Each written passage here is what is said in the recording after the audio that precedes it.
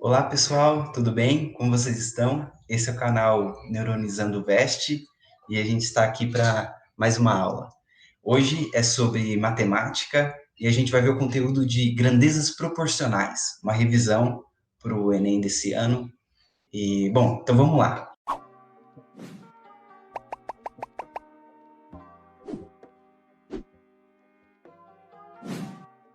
Eu sou o professor Henrique, eu estudei na ETEC, André Bogazian, fiz o ensino médio e o técnico de administração e terminei de me graduar em licenciatura, fiz o curso de licenciatura em matemática pela USP.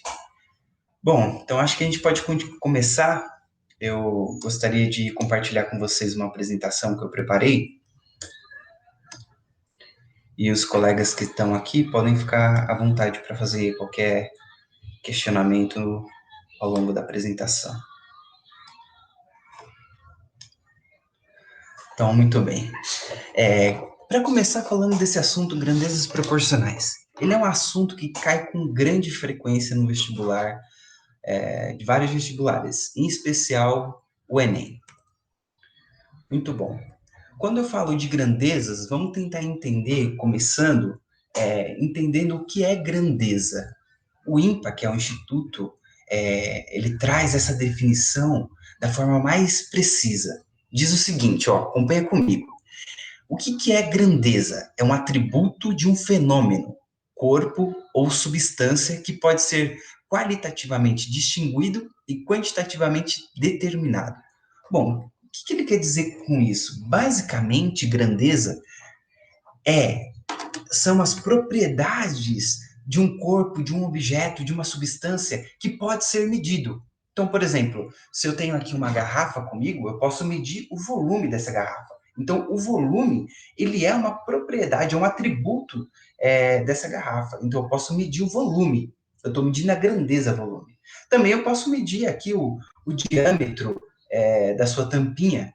Também é um outro atributo dela, certo? Então, basicamente, aqui, se fosse simplificar, tudo que eu posso medir, então eu digo que ele é uma grandeza.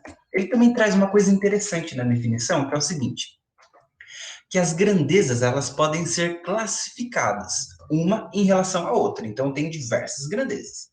Em ordem, quando eu posso classificar essas grandezas em ordem crescente ou decrescente, então eu falo que elas são grandezas de mesma natureza. Bom, isso a gente está acostumado, certo?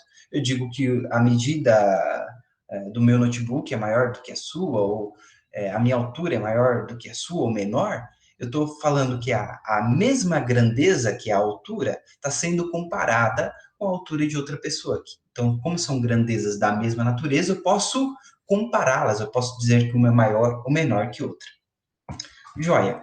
Bom, existem várias grandezas na natureza e no mundo, na vida real que a gente, conforme a gente vai caminhando, a gente vai se deparando com exemplos. Por exemplo, a força. Quem está no ensino médio estudou muito em física o conceito de força. Força é uma grandeza. Tem, por exemplo, a força da gravidade, a força magnética, a força de tensão, elástica, enfim.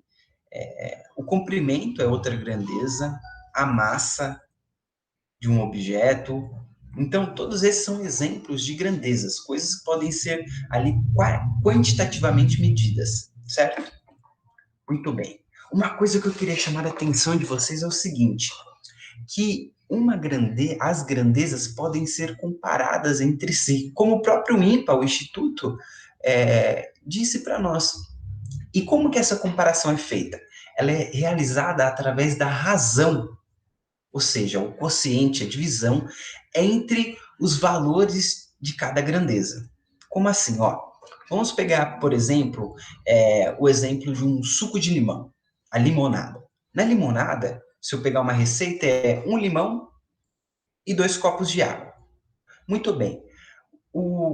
A quantidade de limão é uma grandeza, a quantidade de copos de água também é outra grandeza. Então eu posso comparar elas e estabelecer ali uma razão que nós chamamos. Bom, a razão entre a quantidade de água e a quantidade de sumo de limão. Perfeito. Eu poderia dizer que Deixa eu pegar aqui o meu laser para apontar para vocês. Poderia dizer que 1 limão para cada 2 copos de água. Então, qual é a razão? Bom, é 1 limão para cada 2 copos de água. Ou eu posso falar de outro modo. É 1 limão para 2. 1 para 2. É outro jeito de expressar essa minha razão. Ou ainda, estabelecer dessa forma. 2 pontos, 2. É outra maneira de representar. E também tomar a forma de fração. 1/2.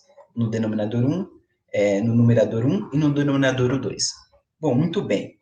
Então, tem várias maneiras aqui de eu dizer a minha razão, né? Da receita do suco da limonada. Muito bem. Agora o que eu queria pensar com vocês é o seguinte. Opa, vamos prosseguir aqui.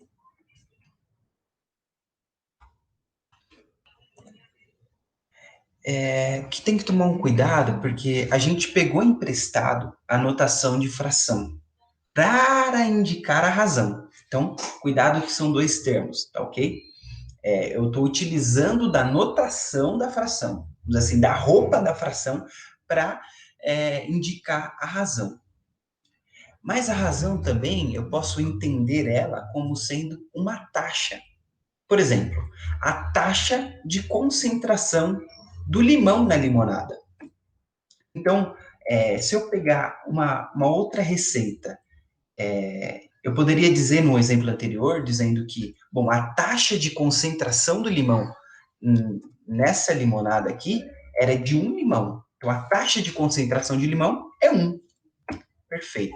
Se eu pegar uma outra receita, também de limonada, só que agora mudando a quantidade. Se eu pegar 5 limões e 10 copos de água.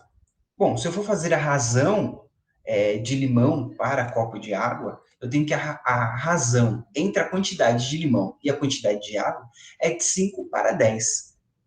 Bom, mas eu posso simplificar, não é? Já que eu estou usando a notação de fração, eu posso simplificar essa razão e escrever ela como meio. Ora, bolas, a outra receita ia uma quantidade diferente, não era? Era 1 limão e 2 copos de água. E essa agora está indo 5 limões e 2 copos de água. E tem a mesma razão, ou seja, a mesma concentração de limão, a mesma taxa do limão na limonada. Muito bem, queridos. Quando eu tenho isso, eu digo que essas duas razões, elas são proporcionais. Aí entra uma outra palavrinha-chave. Como assim, Henrique? Proporcional. Bom, quando eu digo que existe uma proporção, eu estou dizendo que existe uma igualdade de razões. Ou seja, aqui são duas razões diferentes, não é? Essa é uma razão, 5/10. Essa é outra razão, 1/2. Porém, elas são equivalentes, não são? Elas representam a mesma quantidade. Como tem uma igualdade aqui, eu posso dizer que elas são proporcionais. Essa razão é proporcional a essa, ou seja, isso daqui se estabelece como uma proporção. Então, sempre que eu tenho uma proporção, se eu fosse definir proporção, eu diria que é uma igualdade entre razões, uma, duas, três ou quatro razões ou mais, certo? O que isso quer dizer? Que se eu aumento a quantidade de uma coisa, de uma grandeza, a outra grandeza também deve aumentar. Então, por exemplo, se eu aumentei a quantidade de sumo de limão, a quantidade de água também deve aumentar. Se eu diminuir a quantidade de limão, a quantidade de água também deve diminuir. Então, quando eu aumento uma grandeza, a outra também cresce, aumenta. E se eu diminuo, a outra também diminui. E essa é a ideia de proporção, certo? Se eu fosse trazer aqui empiricamente para vocês. Então, conforme uma aumenta, a outra também aumenta, também cresce ou diminui. Isso é visto no suco de limão, né? Se eu aumento a quantidade de suco de limão, eu tenho que aumentar a quantidade de água. Eu quero chamar uma atenção agora para vocês de que, então a gente entendeu basicamente o que é uma grandeza proporcional, certo? Só que eu quero chamar uma atenção nas situações do cotidiano, da vida real, o seguinte: a idade e a altura. Será que quanto mais velha a pessoa, maior a sua idade, também maior a sua altura? Bom, existe uma relação aí, né? Tem uma relação entre elas. Bom, quanto mais velha a pessoa vai ficando, ela vai crescendo, certo? Então, maior é a sua altura. Então, a gente espera que uma pessoa de 30 anos seja mais alta do que uma pessoa de 10 anos. Porém, isso não se estabelece, isso não é uma proporção. Por quê? Senão a gente teria pessoas aí de 100 anos do tamanho de prédio. Não existe uma proporção. Eles não crescem de maneira igual. Percebem? Existe essa relação de grandeza, então, conforme um aumenta, também espera-se que, conforme a idade vem aumentando, também espera-se que a altura aumente, mas não é na mesma proporção, percebe? Eles crescem de maneira diferente. Então, a ideia de proporção está uma ideia de constância, né? Da mesma forma que no suco de limão, sempre eu tenho ali a taxa de concentração do limão é sempre para qualquer que seja respeitando, é claro, aquela receita, né? Então, sempre eu mantenho a mesma constância. Eles crescem sempre na mesma constância. Não acontece nesse exemplo da idade e da altura. Outro exemplo que pode acontecer: o tamanho do cachorro e a quantidade de ração que ele consome. Bom, o cachorro, espera-se quanto maior a raça do cachorro, né, um pitbull, um rottweiler, ele vai comer mais ração do que um pincher, por exemplo. Mas isso também não pode ser quantificado, não existe uma proporção, certo? Essa proporção ela não é constante em todos os casos. Se eu pegar um cachorro, eu tenho uma constância ali. Se eu fizer, por exemplo, a altura do cachorro e quantidade de ração que ele consome, eu tenho um valor, tenho uma razão. Agora, se eu pegar um outro cachorro, até da mesma raça, dois pitbulls, e pegar a quantidade de ração, já não é a mesma. Posso ter um pitbull que come mais que outro? Não posso? Então, como não tem uma igualdade entre as razões, isso não se caracteriza como uma proporção. Um outro exemplo que eu trouxe para vocês é o nível de estudo e a remuneração de um profissional. Da mesma maneira, espera-se que exista uma relação de que, conforme mais eu vou me qualificando, faço uma graduação, um mestrado, um doutorado, a remuneração vai aumentando. Inclusive, existe o piso salarial, né, que tem que ser respeitado aquele mínimo para cada profissão. Porém, não é o que vemos na realidade. Eu posso ter, por exemplo, um pedreiro que ganha mais do que um professor. E às vezes o pedreiro não teve formação. Então, existe uma relação de grandeza, mas essa relação não é proporcional. Então, a palavrinha-chave de hoje é que existe uma proporção entre as grandezas, ou seja, elas aumentam e diminuem no mesmo ritmo, vamos dizer, certo? Então, se eu dobro algo, se eu dobro, por exemplo, a idade, a altura também deveria dobrar. Com 5 anos eu tenho uma altura, com 10 anos eu deveria ter o dobro, ou triplo. Né? Se eu triplico uma grandeza, a outra também tem que triplicar. É essa a ideia de proporção. Ou se eu divido pela metade, se eu pego meio, metade, o outro também tem que cair pela metade. Se eu divido por 3, o outro também tem que cair um terço, certo? Muito bem. Deixa eu ver se eu deveria falar mais alguma coisinha aqui para vocês. Acho que por enquanto não. Ah, eu queria dar um exemplo para vocês. Um outro exemplo de. A gente pode comparar grandezas. Bom, eu poderia comparar uma grandeza, por exemplo, na sala de aula, a quantidade de meninos e a quantidade de meninas. Então, se eu pegar aqui, vamos supor que na minha sala tenha 30 alunos, onde 5. Vamos ver se vai sair bem aqui. Opa, não, cor branca não vai ficar legal. Deixa eu pegar. Queria o preto. Bom, deixa eu fazer. Não estou enxergando preto. Vamos de verde. 5 meninos e 25 meninas. Muito bem. Aqui eu tenho uma razão, certo? A razão de menino para menina. Bom, essa razão ela é igual, posso simplificar, certo? Dividindo por 5 a 1/5. Bom, muito bem. Então a razão de meninos para meninas dentro dessa turma é de 1/5. A cada um menino, eu tenho 5 meninas. Ou 1/5. Ou uma outra forma de representar, como que foi que a gente viu, é 1, 2 pontinhos 5. Muito bem. Eu poderia também fazer a relação de menino para o total de alunos na sala. Então, a razão de meninos para o total de alunos é de 5 para 30, que pode ser simplificado dividindo por 5 também, né? 1 por 5 é 1, 30 por 5 é 6. Bom, isso também pode ser representado como sendo 1, 2 pontinhos, 6. Por que eu estou chamando a atenção para essa anotação? Porque ela pode aparecer nas questões de vestibular, certo? Muito bem. Então, se eu te pegar uma turma que tenha um menino e 6 meninas, e uma turma que tenha 5 meninos e 30. Opa, perdão, aqui é o total, né? Vamos vir para cá. Um menino e 5 meninas, e um menino e 25 meninas, essas turmas, elas são turmas diferentes. Porém, elas são turmas que respeitam uma proporção, ok? Muito bem.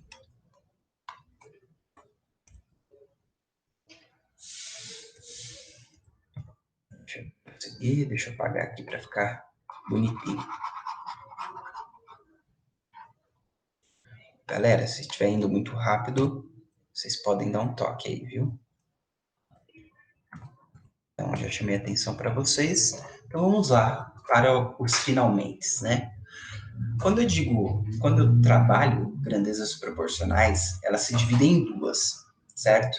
As grandezas que eu digo que são diretamente proporcionais, as grandezas diretamente proporcionais e as grandezas inversamente proporcionais. Já vocês vão entender o porquê dessas setinhas aqui que eu coloquei para ajudar. Bom, acho que o melhor jeito de explicá-las é partindo direto para um exemplo. Então vamos lá. Vamos começar aqui com as grandezas proporcionais. Suponha que eu tenho um veículo, um carro, andando com uma velocidade constante, certo? Ele está ali, sempre naquela velocidade. E eu sei que para ele andar 3 quilômetros, ele leva 5 minutos. E a pergunta é, bom, para eu andar 9 quilômetros, quanto tempo eu vou demorar? Bom, isso é simples, né? Aqui é o que entra a famosa regra de 3. Mas vamos ver. O que eu queria trabalhar aqui com vocês é o seguinte. Deixa eu pegar a cor vermelha. Vamos olhar, primeiramente, só para a quilometragem.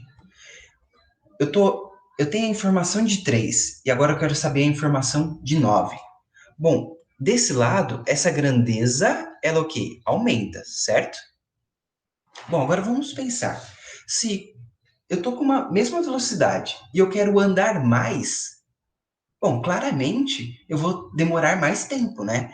Então, se a grandeza distância está aumentando, a grandeza tempo também deve aumentar. Nesse caso, também aumenta, certo? Espera-se que, conforme mais eu ando, mais tempo eu levo para percorrer. Então, se para percorrer 3 quilômetros eu levei 5 minutos, para percorrer 9 quilômetros, eu vou demorar mais tempo. Bom, olha só, as duas setinhas. As duas grandezas aumentam, corretamente? Ou também as duas poderiam diminuir, né? Quando eu tenho esse caso, eu digo que elas são grandezas diretamente proporcionais. Quando isso ocorre, o produto dos extremos é igual. Hã? Produto dos extremos? Que história é essa? Bom, essa história de produto dos extremos, deixa eu pegar o verdinho, é que se eu fizer a multiplicação entre os extremos, eles são iguais. Bom, essa daqui é a famosa regra de 3, não é? Famosa regra de 3. Muitas pessoas, às vezes, mais velhas, dizem, você está fazendo matemática? A única coisa que eu lembro de matemática é a regra de 3. Então, ela é importante porque ela usa essa ideia de proporção. A cozinheira trabalha isso toda hora. Bom, se 3 ovos é para fazer um bolo, eu tenho que fazer 15 bolos. Quantos ovos eu vou precisar? A cozinheira trabalha isso o tempo todo. O pedreiro, esses dias eu estava ajudando o meu sogro fazer massa, né? Que ele estava rebocando a parede. Só que chegou numa. Então era tipo 7 latas de areia para uma lata de cimento. Chegou a uma certa altura que ele precisava reduzir isso. Ele falou: não, eu só quero metade do macete. Bom, se ele queria metade, então ia ter que usar 3,5 latas de areia para meia lata de cimento. Certo? Muito bem. Como que eu faço então, se eu quiser quantificar isso? Isso é fácil de fazer na mente, porque eu estou diminuindo sempre pela metade nesse exemplo, né? Pela metade fica mais fácil, mas se eu quiser uma quantidade muito grande, vamos ver que essa regra vale sempre, né? Já que eu disse que o produto dos extremos, bom, então 3 vezes x é igual a 9 vezes 5. O que eu poderia dizer também? Antes disso, poderia dizer o seguinte, que 3 quilômetros está para 5 minutos, da mesma forma que 9 quilômetros está para um tempo X.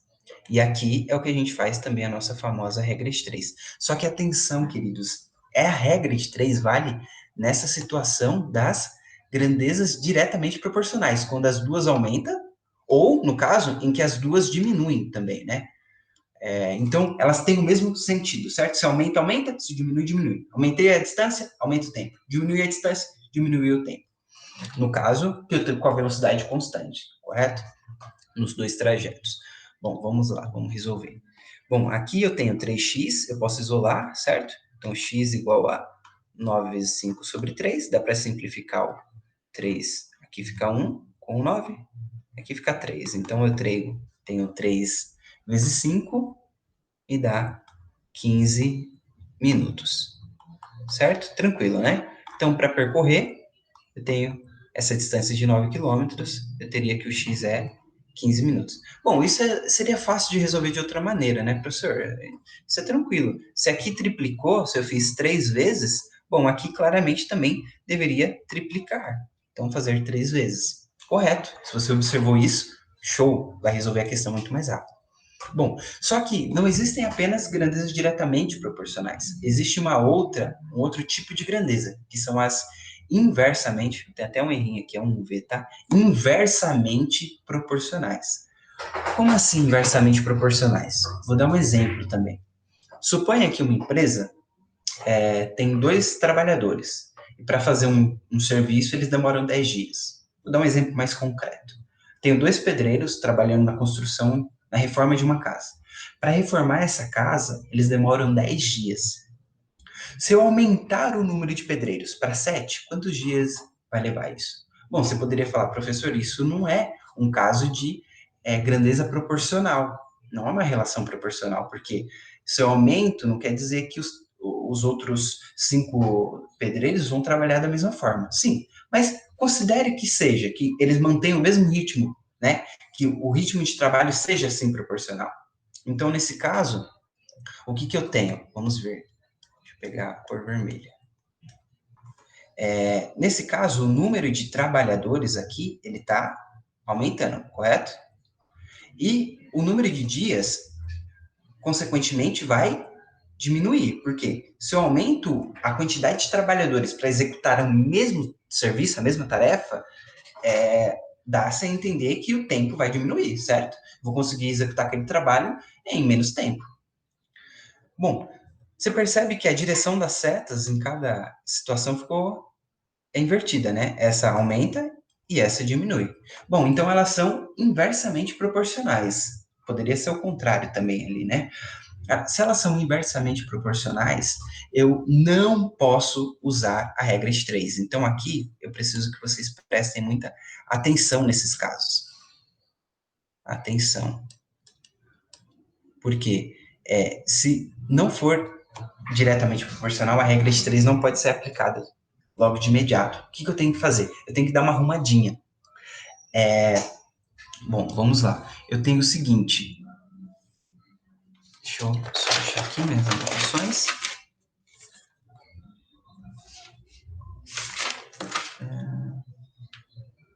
Aqui, desculpa. Pois bem, vamos lá. O que eu tenho?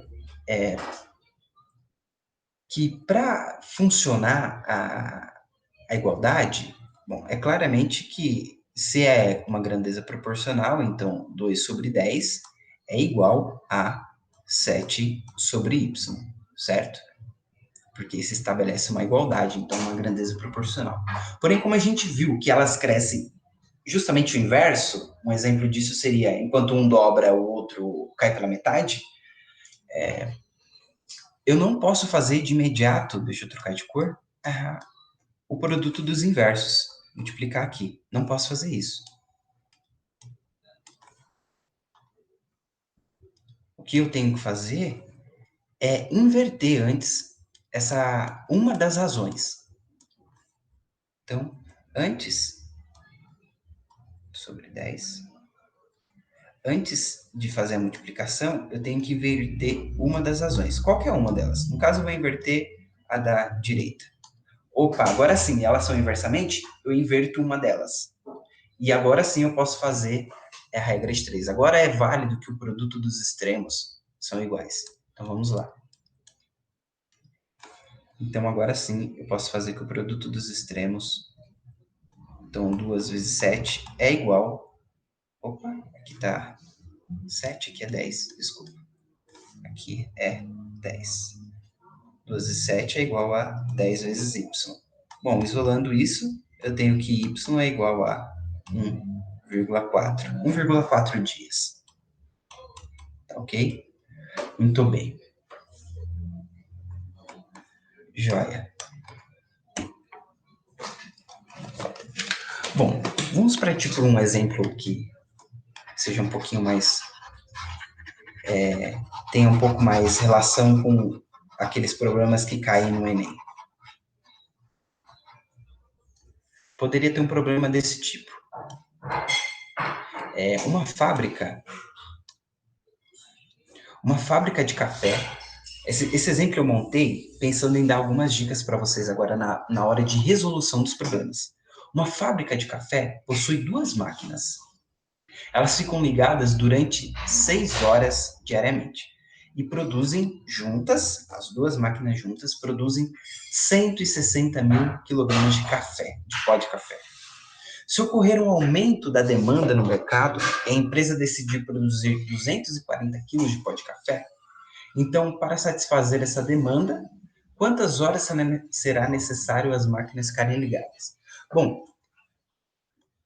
por que eu montei um exemplo desse tipo? Porque os exemplos, as questões do Enem, elas são todas grandes, com textos grandes, né? Que você tem que selecionar, saber selecionar ali o que você precisa de importante. Então, eu possuo duas máquinas e elas ficam ligadas durante 6 horas. E elas produzem juntas essa quantidade de 160 mil quilos. Então, não é cada uma, é juntas. Então, tem muitas informações, algumas são desnecessárias. Por exemplo, essa do ocorrer um aumento, então tem todo um contexto ali, mas o que você precisa de saber de importante é que agora eu tenho que produzir 240 quilos de pó de café. Então, quanto tempo, quantas horas essas máquinas vão precisar ficar ligadas? Bom, vamos lá. Primeiro, eu vou anotar o que eu tenho. O que eu tenho de informação? Bom, eu tenho que, para fabricar 160 quilos de café, eu preciso manter as máquinas ligadas durante 6 horas. Mas agora eu quero uma produção de 240. Então, quantas horas elas vão precisar ficar ligadas aqui? Bom, vamos ver. Elas são duas grandezas diferentes, certo? Essa daqui, esse lado da grandeza, desculpa, ele tá. Só quero tirar esse trenzinho daqui. Ele está aumentando, certo? Bom, se eu estou aumentando a minha produção, espera-se que eu tenha que trabalhar mais horas. Então, esse lado também vai aumentar. Aqui vai a primeira dica, queridos. No Enem, são todas questões alternativas, certo? Então, você não tem que dissertar a respeito de nada. Perceba aqui, por que eu posso aumentar a hora que eu estou trabalhando? Porque eu poderia também comprar mais máquinas, certo? E o enunciado não diz nada a respeito de eu posso adquirir mais máquinas. Então, a dica que eu daria é a seguinte: pensar sobre o problema. Se fosse uma questão dissertativa, por exemplo, a FUVEST, a segunda fase, Unicamp, os outros vestibulares, a dica que eu daria é: se eu conservar a quantidade de máquinas, o número de máquinas, são duas nesse caso, fixar a quantidade de máquinas, então eu vou ter que aumentar o número de horas. Por quê? Isso vai fazer que o avaliador perceba que vocês tiveram total entendimento, não apenas do enunciado, mas uma questão da vida ali, certo? De que eu poderia aumentar, comprar mais máquinas. Muito bem. Então, como a quantidade de máquinas está sendo mantida, então a dica é, escreva isso na sua resolução. Então, as duas estão crescendo, certo? Estão aumentando. Então, elas são diretamente proporcionais. Se são diretamente proporcionais, vale a regra de 3, sem ter que fazer nenhum ajuste, correto? Então, lá vou eu para a minha regra de 3. Multiplico os extremos.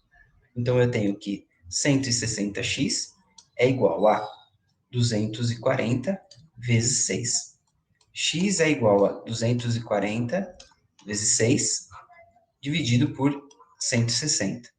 Bom, esses zeros aqui se cancelam, e o 16 e o 24 são múltiplos de 8, então eu vou simplificar por 8.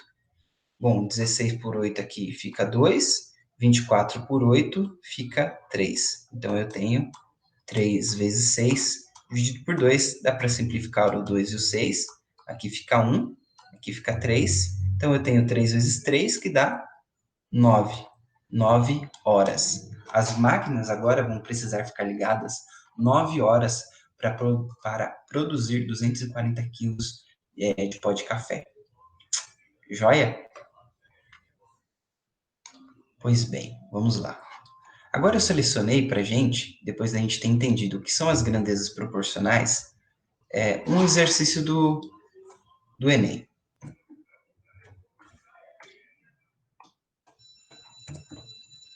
A primeira questão que eu trago para vocês é uma questão do Enem de 2016. Na verdade, as duas são do Enem de 2016. Vamos dar uma olhadinha nela. Aqui, nesse exercício, ele se preocupa com a taxa de variação, com a taxa de concentração.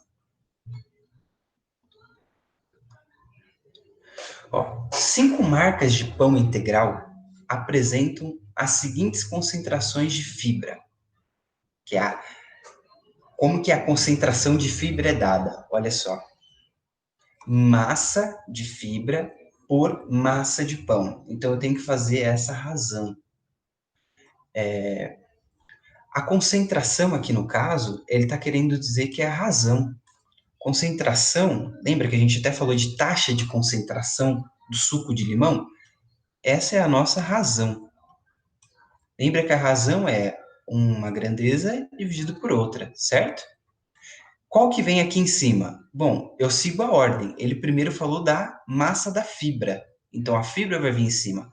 E a massa do pão virá embaixo, no denominador. Então, vamos fazer isso para cada marca do pão. A marca A. A marca A, ela tem 2 gramas de fibra para cada 50 gramas de pão. Então, isso é 2 por 50, simplificando, dá 1,25 avos. A marca B tem 5 gramas de fibra para 40 gramas de pão. Posso simplificar isso por 5? Fica 1 sobre 8. 1 oitavo. A marca C tem também, conserva 5 gramas de fibra, só que eu tenho 100 gramas de pão. Só que aqui já dá para a gente pensar um pouquinho, ó. O que é recomendado para a ingestão do pão? Que ele possui a maior concentração de fibra. Então, quanto maior for esse número aqui, essa razão, então eu devo escolher aquele pão que possui a maior concentração. Muito bem. Bom, a marca B tem 5 por 40 e a C 5 por 100. Claramente a C é menor do que a B, né? A concentração aqui dela vai dar bem menor. Então, de cara, eu já poderia eliminar a questão, o pão C.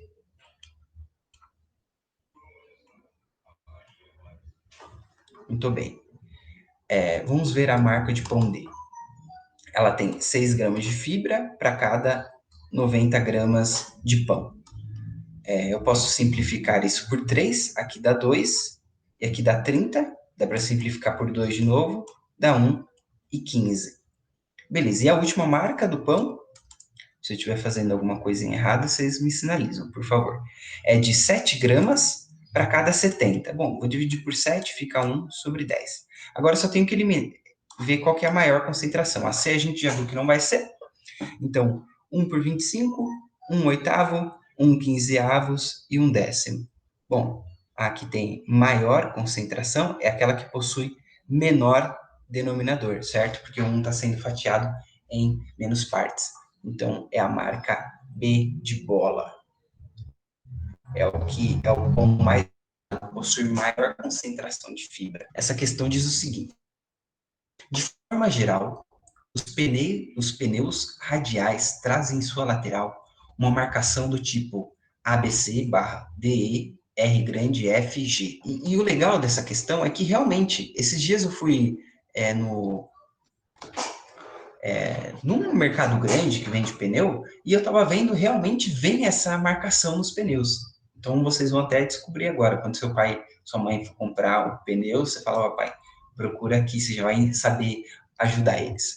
Bom, então, o que o enunciado traz de importante aqui, ele traz várias informações que vão ser importantes, mas uma da que eu queria chamar a atenção é a seguinte: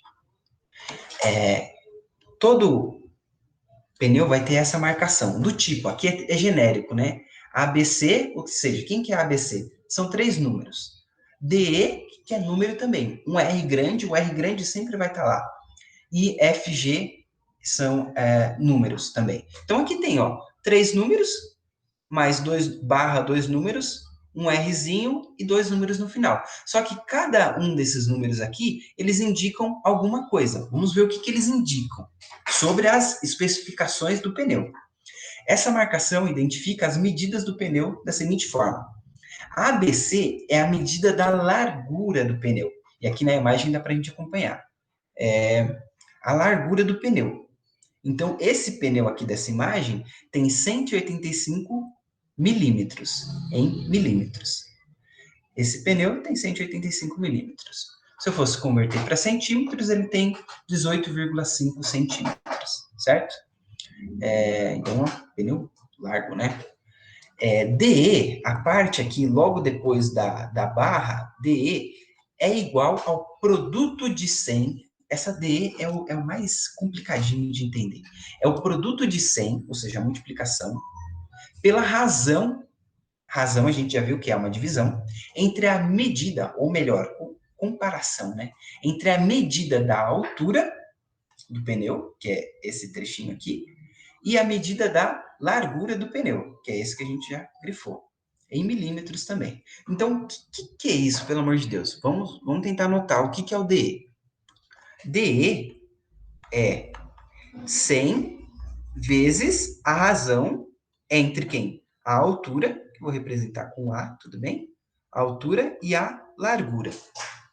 Então, é isso que é o DE. O DE é uma conta, é uma multiplicação. É 100 vezes esse daqui. Então, nesse caso, DE é 65, no exemplo que o enunciado trouxe. Então, quer dizer que a razão era quem? DE, se for respeitar essa fórmula, é 100 vezes a razão. A razão, nesse caso, deu 0,65. Então, a razão do pneu que o enunciado traz como exemplo, a razão entre a altura e a largura é de 0,65. Muito bem. Vamos continuar aqui a leitura. R significa radial, então o R sempre vai estar lá.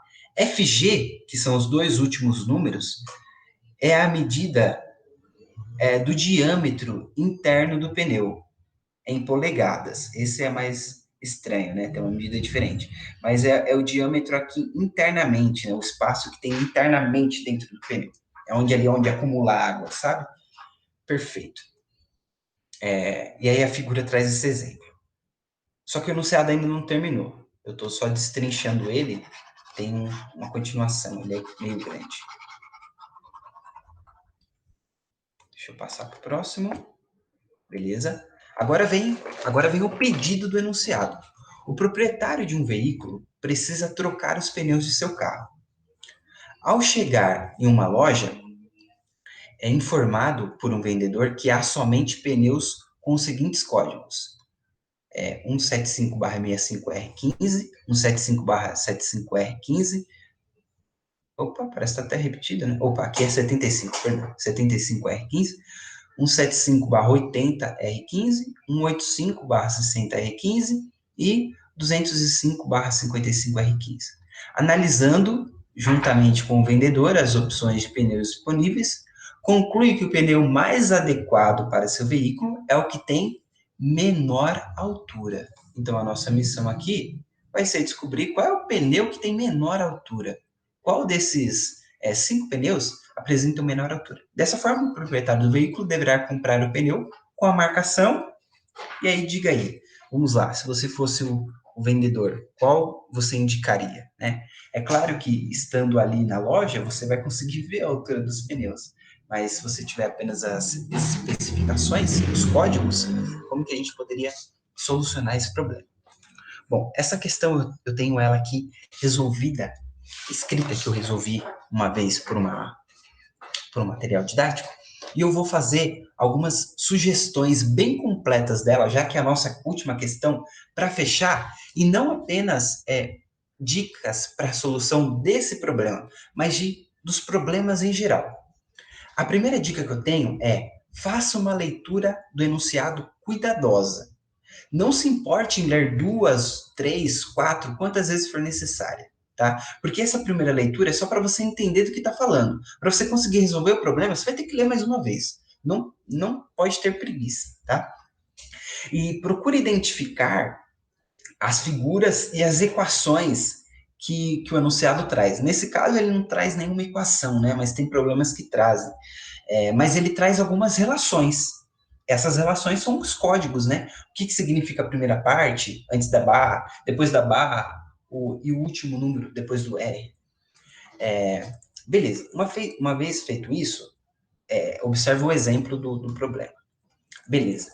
Agora, para solucionar esse problema, como aqui nós não temos muito espaço, eu vou usar aqui essa parte da lousa. Vamos identificar primeiro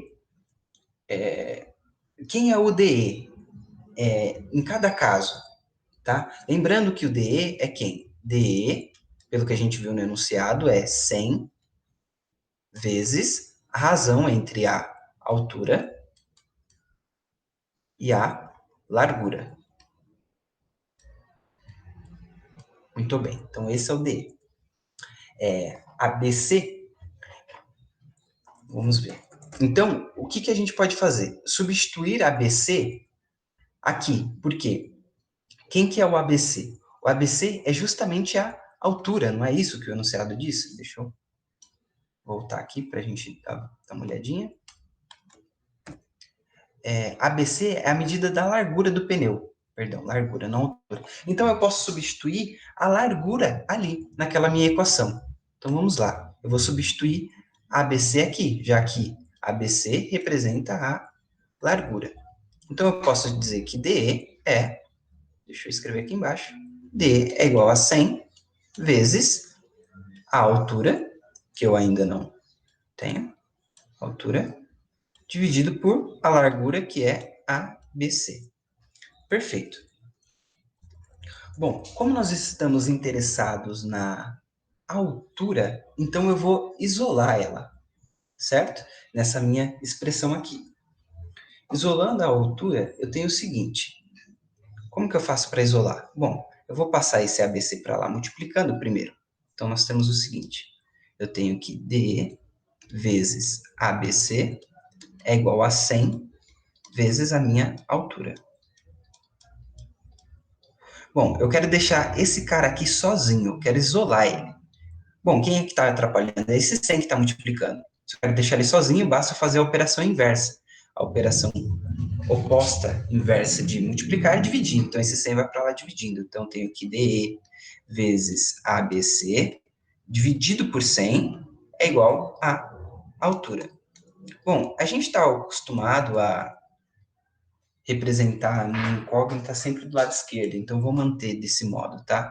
Então, vou chamar de A só, para não ter que ficar escrevendo toda hora a altura.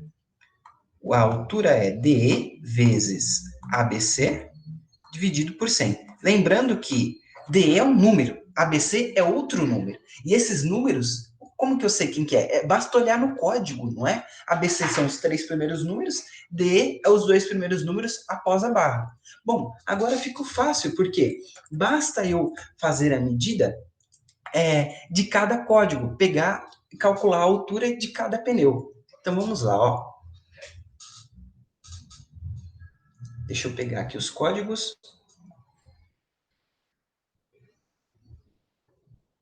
Deixa eu pular para pegar os códigos. Aqui. Cá estão eles. Deixa eu selecionar eles.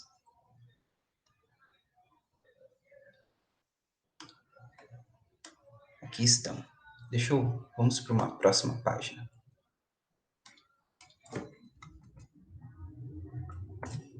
Pois bem, aqui estão. Não quer andar? Você não quer andar? Aí. Bom, cá estão os códigos, eu tenho que fazer uma continha com eles. Mas antes de fazer a continha, vamos pensar um pouco, antes de sair fazendo conta. Deixa eu pegar aqui e anotar novamente a nossa fórmula, né? A nossa fórmula era o quê? Que a altura, deixa eu anotar aqui em cima, a altura é o produto de DE por ABC dividido por 100, certo? Era essa o que a nossa fórmula trazia. Desculpa a reta, que não está muito reta, mas é isso aí. Bom, o 100 embaixo, ele está fixo, ele está paradinho. Assim como eu dei a dica de que quando o numerador está parado e eu aumento o denominador, basta eu analisar aqui. Quando o denominador está parado, basta olhar para cima. Eu estou dividindo ele na mesma parte. Vocês concordam que quanto maior for esse número aqui, ó, de cima, quanto maior for o numerador, maior vai ser a altura, certo? E quanto menor for o numerador, menor vai ser a altura também. Bom,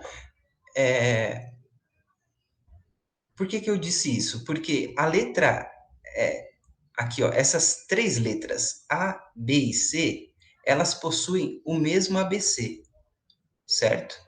Então, esse termo ABC está fixo, está paradinho aqui. É sempre 175. Então, quem vai mandar é o D, certo? Pensando apenas nesse caso, ABC. Então, quanto maior for o meu D, maior vai ser o produto em cima, correto? Então, o meu maior produto aqui vai ser da letra D. Com isso, e da letra C. E o menor vai ser o da letra B de bola. Com isso, a letra C de cachorro e D de dado podem ser eliminadas. Porque o fabricante ele pede a menor altura, correto? Se eu quero a menor altura, eu quero o menor produto em cima, ou seja, a menor multiplicação em cima. A menor multiplicação é 175 vezes 65, nesse caso. Então, beleza. C e D podem ser eliminadas. Deixa eu só deixar marcado aqui que a letra C e a letra D foram eliminadas. Então, agora basta fazer continha com a letra A, B e E de escola. Então, vamos fazer isso, ó. O pneu, a altura do pneu A. Vamos ver quanto que vai ser. DE. Quem que é DE? É 55, certo? É o número que está após a vírgula. Vezes ABC. Quem que é ABC? São os três primeiros números. Então, 205. Tudo isso dividido por 100. Eu vou primeiro anotar, depois eu faço conta, pode ser? A altura do triângulo, do pneu B. DE, que é 65, vezes ABC, que é 175, tudo isso dividido por 100. E a altura do pneu E? Então, a altura do pneu E é... Cadê? 60 de DE vezes 185 de ABC dividido por 100. Deixa eu tirar essa barra daqui. Dividido por 100. Vamos ver aqui quanto que vai dar cada um. Bom, se der para simplificar, simplifica, né? Para facilitar a nossa vida. Como eu já tenho os valores anotadinhos aqui, para a gente ganhar tempo, eu diria que a altura do pneu A é 112,75. Do pneu B de bola é 113,75. 75. E do pneu E é 111. Bom, com isso, o pneu que tem a menor altura é o pneu que apresenta 111 milímetros de altura. Ou seja, alternativa E de escola. Tudo bem? Pessoal, é isso. E agora eu queria ver se ficou alguma dúvida, se tem alguma pergunta de qualquer momento da apresentação, para a gente poder tirar aqui, antes de encerrar. Eric, Valentina, não sei se chegou mais alguém aí. Eu consegui entender tudo direitinho. Não tenho nenhuma dúvida, não. Que ótimo. Bom, então é isso. Não se esqueçam de curtir o canal, se inscrever e compartilhar o vídeo com seus colegas. Um abraço e até mais. Tchau, tchau.